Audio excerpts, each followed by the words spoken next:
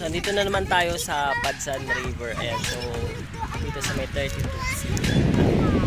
Lapas, Tawag City. Ayan, so, yan. So, ito, magbabalsa ulit kami. So, ito yung mga kasama ko mga kulit na bata. So, ayan, bawal daw silang gumalaw. Dahil pag gumalaw sila, ayan, tumba. Ayan, so, ayan, kahit pa paano, nagstay naman sila. So, behave naman sila. Hindi sila makulit. Dahil kapag makulit sila, ayan, mga tataog doon kami sinasapin. So, yan. So, ito na 32C. Tapos kung makikita nyo, mga tao na so, pasunset na siya. So, pasunset na po siya. So, ito yung kahabaan ng Padsan River dito sa 32C Tawag City. So, dun sa kabila, ito na yung gabo. So, medyo hindi naman masyadong malalim. Kasi kung makikita nyo yun, mababaw naman na siya. Bababaw. Pero hindi nyo makikita. Pero kapag sa amin, yun, makikita na mababaw na pala dito sa part na ito. So, ito. Ayan. So, ito ang Padsan River ng 32C. At ito ang mga kabahayan ng 32C. Ayan. At tapos yung kanilang bagong bridge. Ayan. So, ito.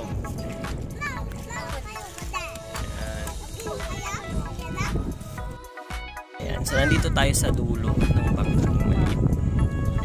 Dito tayo sa gitna ng Padsan River. Ayan, connection na to dun sa West Philippines. So ito yung Padsan. Ito yung Padsan River. Ayan, alam mo maluwang pa naman to. Doon, ano pa sa dulo. Kasi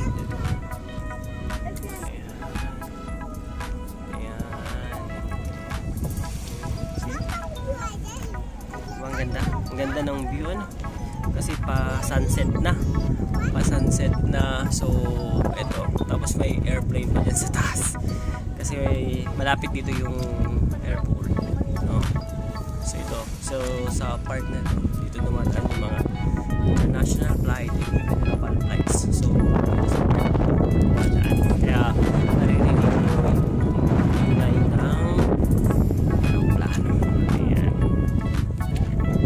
So ito, malapit namin sa kabila. So kung kanina medyo mababaw dun sa may bandang gitna, pero dito parang medyo malalim na kasi hindi ko na nakikita yung ilalim dito. Summer kasi kaya medyo mababa pa yung tubig, pero kapag rainy season hindi masyadong malinis yung tubig dito kasi hindi siya pure sand yung nasa ilalim nito, may halong putik, ganun. Kaya nagiging black siya minsan or dark ganun. Parang malinis na tubig pag rainy season. So ayan.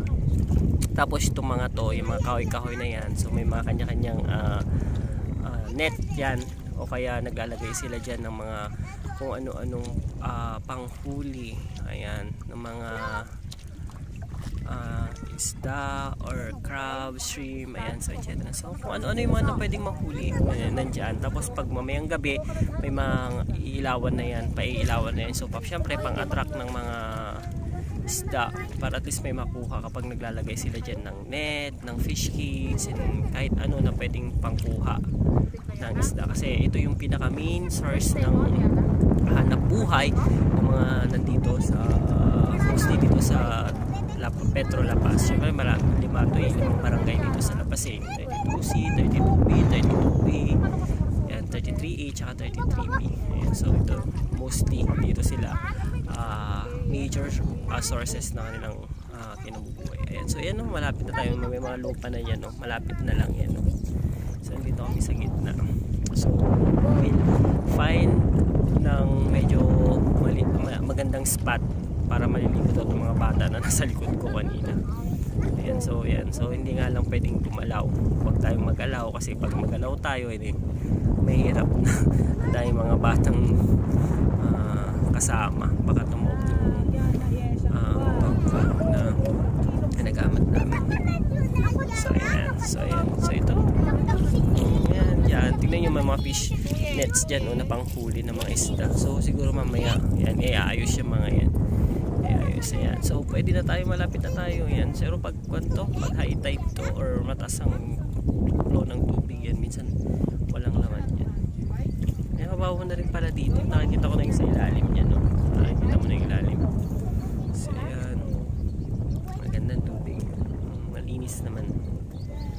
Ayan. So ay, magugulo ng mga batang nasa likod. So ayan, so maliligo na daw sila.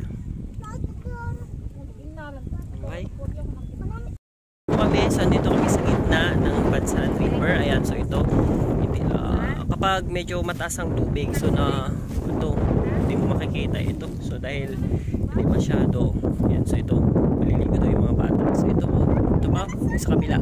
So yan yung ayan, tapos meron pang karugtong dito. So mostly dito yung mga yan. So dyan sila naglalagay ng mga fish net sa pangkulit ng mga isda. So ito, so medyo maganda yung maliwas ito dito. So ito yung mga bata, kasama ko na yung mga kulit. Ayan, so ayan, so maliligo daw sila, pero dahil hapon na mahangin naman na. Kung kanina pa sana to mas okay pa, pero at dahil mahangin na at malamig na, so parang ayan, titignan na lang namin yung view. Ayan, so ang ganda ng view.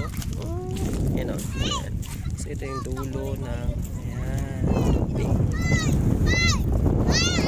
Ayan, so ito gandang pagbasa. Tapos ito, yan, kung nakikita nyo yun sa may dulo, nandun na yung sand dunes. Ito, yung mga pwede nang maging sand dunes yan. Ayan, sand dunes na yan. Ayan.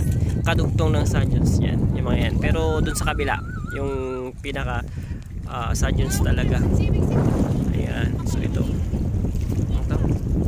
diba? Ang ganda lang, nakaka-refresh pag pupunta ka ng ganito, lalo't summer.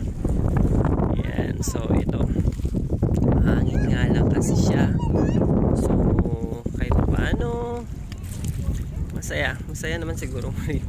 Kaya wala kaming dala kasi hindi naman planado, hindi siya planado. Ayan, so nandito ako sa gitna ng tubig. Ayan, so lumusong na ako para magtapak-tapak naman po tayo. Mali mo yung makikita tayong mga kung ano-ano.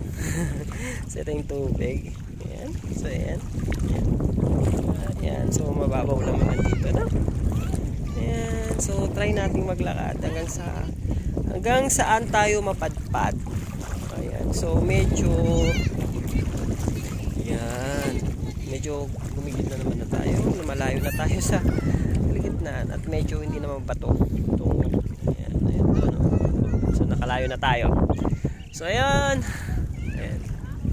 you enjoy the view. Pa-sunset naman na siya. Ayan, pa-sunset na. Ayan, ay medyo maganda na yung paligid. Medyo malalim na. Medyo malalim na. So ito, ayan, masaya lang, di ba?